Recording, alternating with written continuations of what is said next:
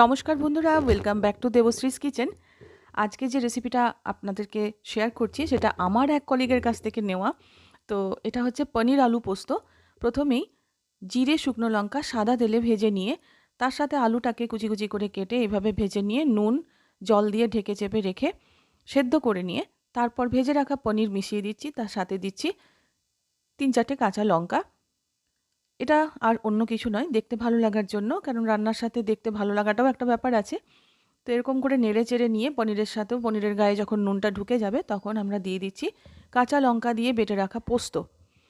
পোস্ত দেওয়ার পর অবশ্যই কিন্তু বাটি ধোয়া জলটা দেবেন, কারণ এটা ছাড়া রান্নাটা ইনকমপ্লিটই থেকে যায়। মজা করছিলাম, যাই হোক আমি কিন্তু দিই। আপনারা কি করেন জানাবেন কমেন্টে।